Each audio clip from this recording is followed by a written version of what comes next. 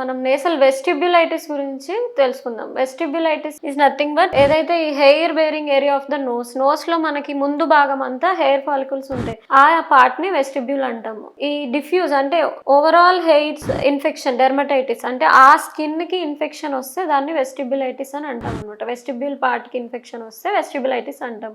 Usual గా ఏమేం causes acute వెస్టిబ్యులైటిస్ ఉంటుంది, క్రానిక్ వెస్టిబ్యులైటిస్ కూడా ఉంటుంది. Acute stage in vestibulitis also 2 stages ఉంటాయి, acute stage, chronic stage. Usual గా ఎవరెవరిలో చూస్తాం, ఎవరికైతే ఫ్రీక్వెంట్ కోల్డ్ అవడము, రన్నింగ్ నోస్ కానీ లేదంటే సైనసైటిస్ ప్రాబ్లమ్స్, ఎప్పుడు ముక్కులో నుండి డిశ్చార్జ్ రావడము అండ్ రన్నింగ్ నోస్ ఉండడము, లేదంటే సేమ్ మళ్ళీ నోస్ ప్రికింగ్, పిల్లలు ఉత్తినే వేలు పెట్టి ముక్కులో వేలు పెట్టి చేయడం, ఇట్లా చేసే వాళ్ళలో అక్కడ స్కిన్ అంతా మ్యాసిరేట్ అయిపోయి అంటే ఎప్పుడు ఆ తడిగా ఉండి ఆ స్కిన్ లో చేంజెస్ వచ్చేసి ఆ వెస్టిబ్యూల్ ఏరియాలో మొత్తం రెడ్నెస్ రావడము, లేదంటే పక్కులు కట్టేయడము, వాళ్ళకి ఫుల్ పెయిన్ ఉంటది, ఇచ్చింగ్ ఉంటది, నోస్ అంతా మండిపోతా ఉంటది. అండ్ ఇదే కాకుండా యూజువల్ గా కామన్ కోల్డ్ కొంచెం సివియర్ గా అయినప్పుడు కూడా తరచూ మనం ముక్కు రబ్ చేయడం, కర్చీఫ్ తో ఇట్లా తుడిచినప్పుడు కూడా ఏదైతే ఆ వెస్టిబ్యులర్ ఏరియా రిపీటెడ్ ట్రామా పద్దాక రాపిడికి గురై అవడం వల్ల అక్కడ ఇన్ఫెక్షన్ అనేది స్టార్ట్ అవుతుంది. సో ఇలాంటి కంప్లైంట్స్ తో పేషెంట్స్ ప్రెజెంట్ చేస్తారు.